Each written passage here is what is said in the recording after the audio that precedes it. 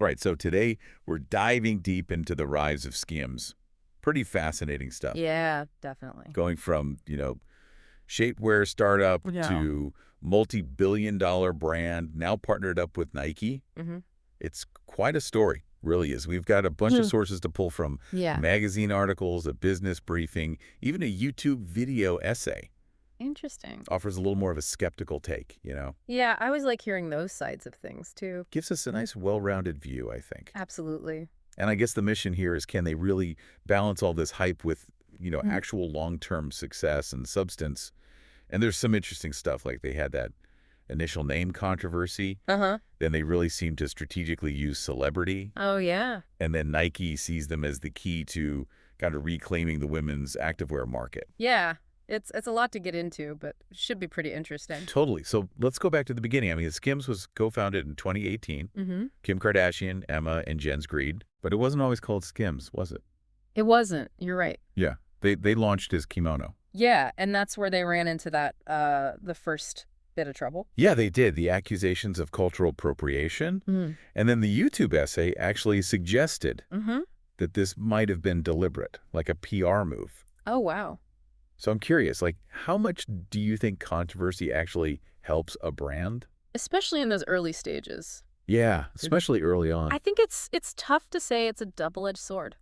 Oh, interesting. I mean, controversy obviously, gets that visibility out there. Yeah, get the name out. But it can backfire so easily if it's not handled correctly. Right. I think in this case, they quickly rebranded to SKIMS. Yeah. And that showed that they were listening and responding to people, Yeah. which I think helped regain that trust. And from there, things really took off. Yeah. I mean, over 3 million products in the first year alone. It's impressive.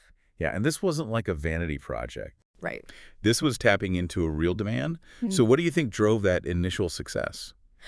Well, I mean, obviously Kim Kardashian's existing influence was huge. Right. But it wasn't just her name. I mean, No. she was already known for shapewear, and I think SKIMS expanded on that by offering, a larger range of sizes, skin tones, really promoting that inclusivity from the get-go. So they were filling a gap in the market. Exactly. And they backed it up with, some pretty smart marketing. Oh, for sure. Kim using her social media is like a blueprint. Oh, yeah. Showcasing the products herself. Tons of organic buzz. Mm-hmm. But then the YouTube essay was saying, Kim is just the face. Interesting. Jens Greed is like the brains behind the operation. Mm-hmm. What do you think about that?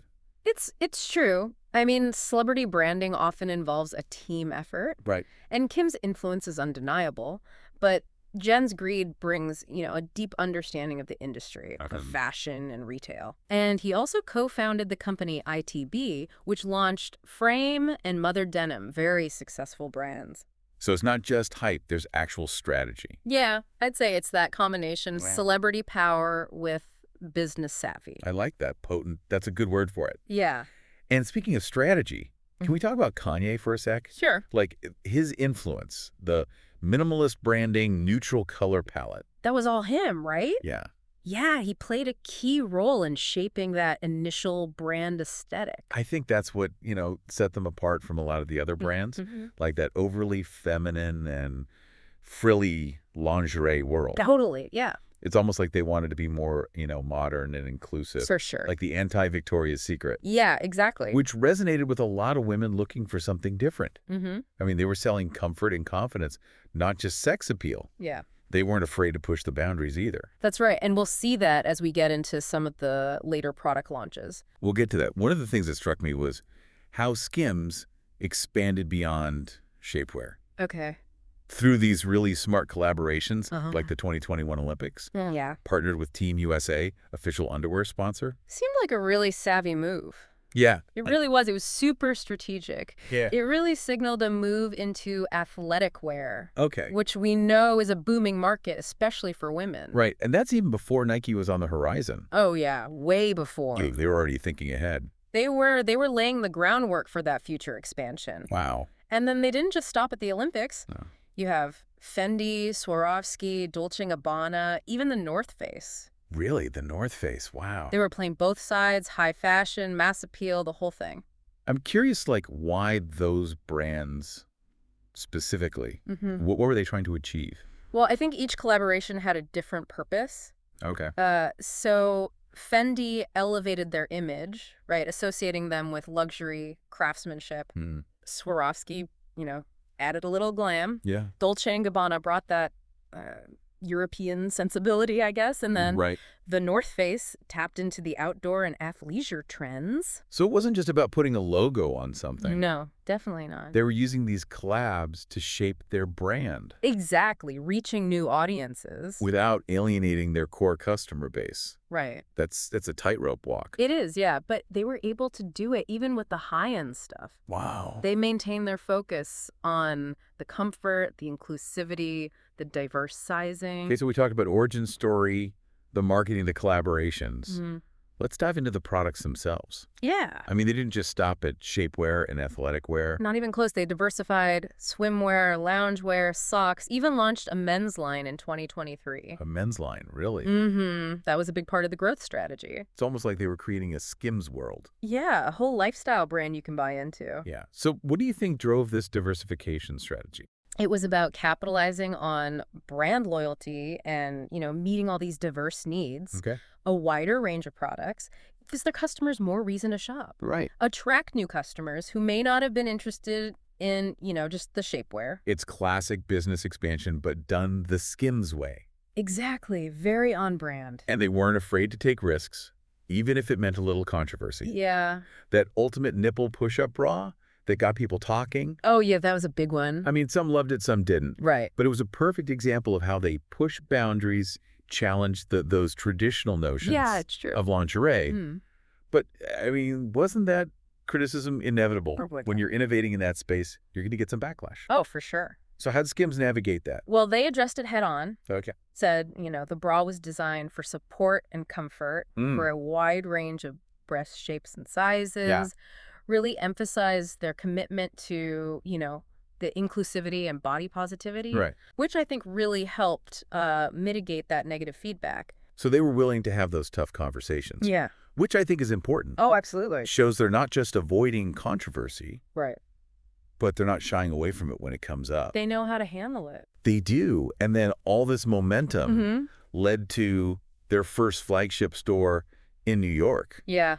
2024, Big step. bringing the SKIMS experience offline, which is, big for a brand that started online. It was more than just a retail space. Okay. It was a statement. It was a way to connect with customers Yeah. in a tangible way. Like an experience. An immersive experience, exactly. They wanted to create like a destination Yeah. where people could experience the brand. Firsthand, yeah. So they were thinking beyond just selling. They were building a community and experience. And speaking of brands people want to be a part of, Yeah. Nike SKIMS partnership. It's a big one. This feels like a natural progression. It does. With everything we've talked about.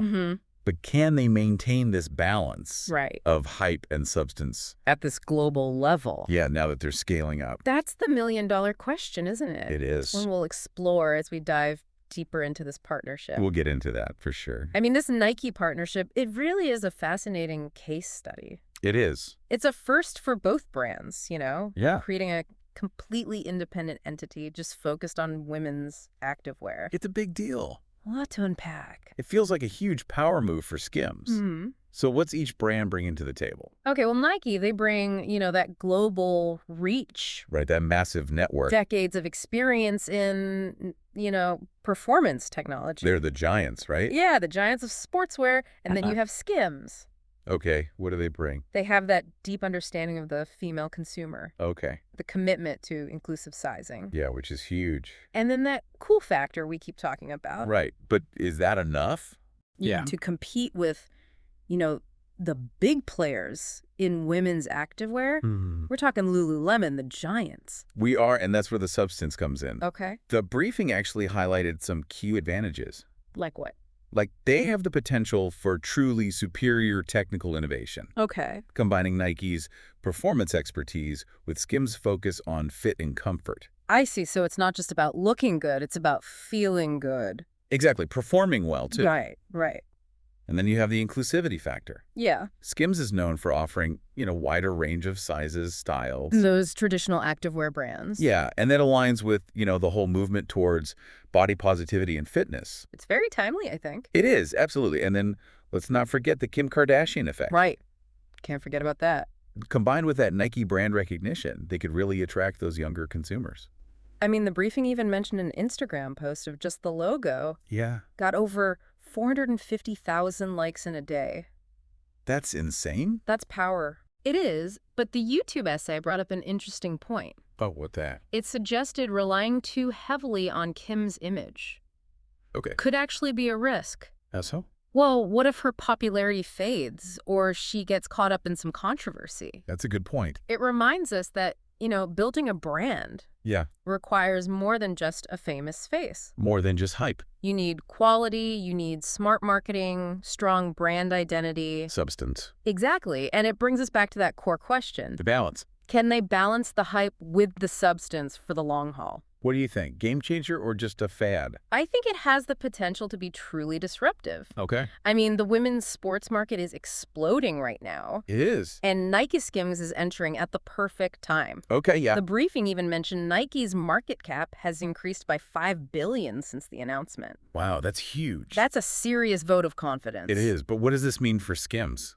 Well, this partnership could really launch them into a whole new league. Could fast-track them to an IPO, Yeah. Or even an acquisition. That's big. Either way, it means major increase in value and influence. So their ticket to the big leagues? It could be, but there are risks. Like what?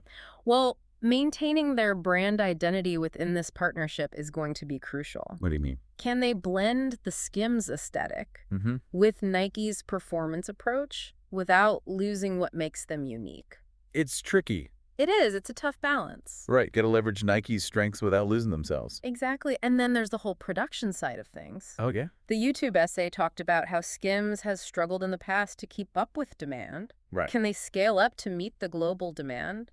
That Nike will bring. Yeah, that's a lot of pressure. It is. Logistics and operations can make or break you. Especially with this kind of growth. Absolutely. And then there's the challenge of, staying ahead of the trends. Always. Fashion and activewear, they're always changing. Yeah. Can SKIMS keep innovating, keep those fresh products coming? That's where their product development team needs to be on top of it. Yeah. Can't just ride the wave. Got to be anticipating the next one. Exactly. And their marketing has to evolve too. Right. What worked a few years ago might not work now. Nope, it's a different world. It feels like they're at a crossroads.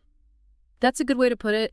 This partnership is a defining moment for SKIMS. Yes.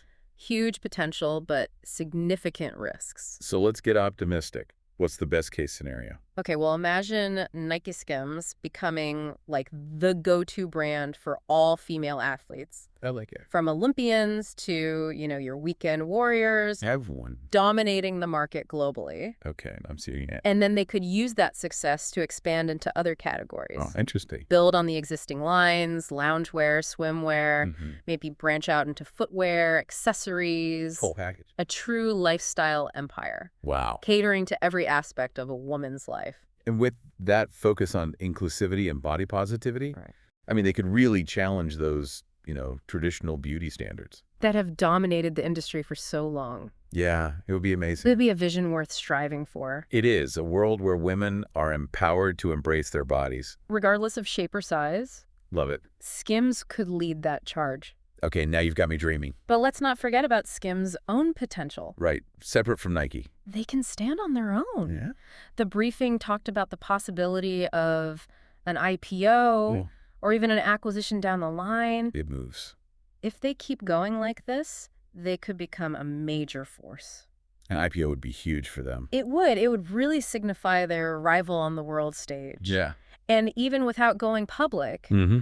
they could get offers from big fashion conglomerates. Right, they want to tap into that customer base. Exactly. So no matter what, they're in a really strong position. They are. They built a successful business, secured a game-changing partnership. Riding a wave of cultural momentum, They've definitely played their cards right. they have, but we talked about it. Yeah.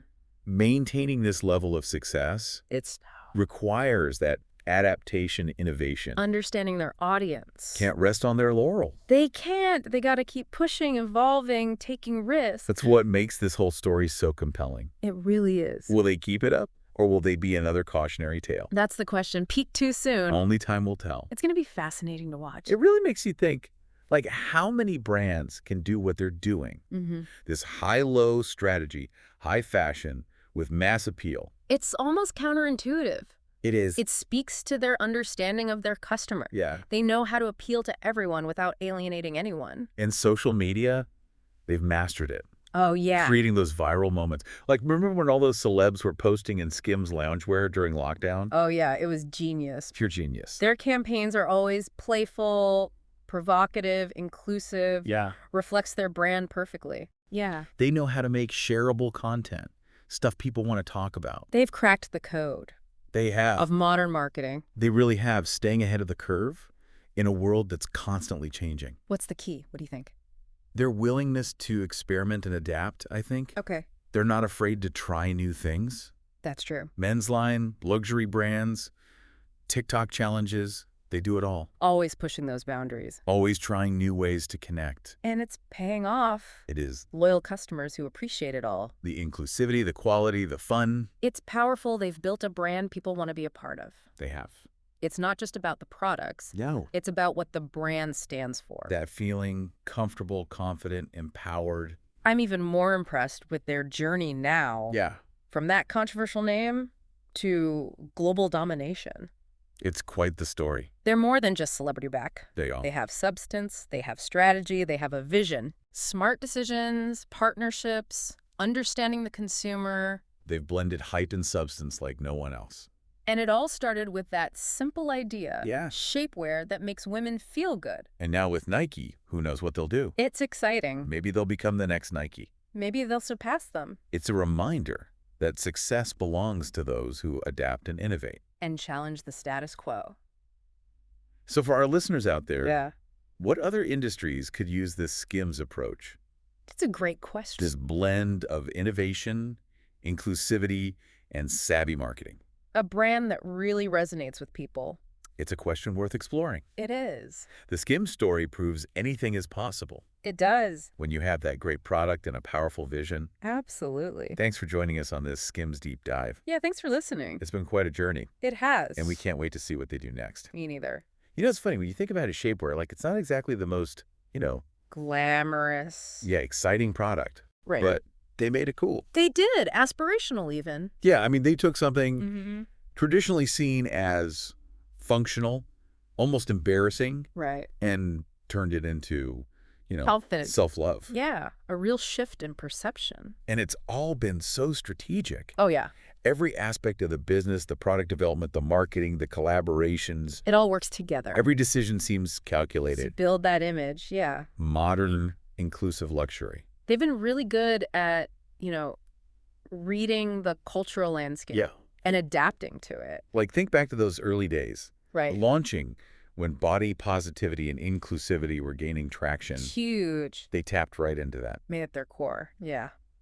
And they haven't wavered from that message, Not at all. even as they've grown. It's like a blueprint, Yeah, for how to build a brand in this century. A lot of brands could learn from them. I think so. It's not just the product Yeah. or the famous face. It's understanding your audience, knowing what they want, and delivering it authentically. And, aspirational too. Yeah. Can't forget that good story. Right. SKIMS has a narrative, They do. It's powerful. It's about empowerment, Challenging the status quo. embracing your body, Mm. feeling confident. And it resonates with people. It does. It goes beyond just selling. It's that community, the movement. That shared sense of belonging. Exactly. I'm convinced they're more than just a brand. Oh, for sure. It's a cultural phenomenon. It really is. And who knows what's next? Exciting to see. It's set the bar high. They have. I think they're just getting started. I think so too. Well, thanks for joining us on this SKIMS deep dive. Yeah, it's been fun. We hope you enjoyed it. I did. Maybe even picked up some insights Always good to learn. to apply to your own life or business. Yeah. Take something away from it. This SKIMS story, it's proof. It is. Anything is possible. When you combine a great product, Powerful vision. deep understanding of your audience. Until next time, See ya. keep exploring, keep learning, keep pushing boundaries. That's what it's all about.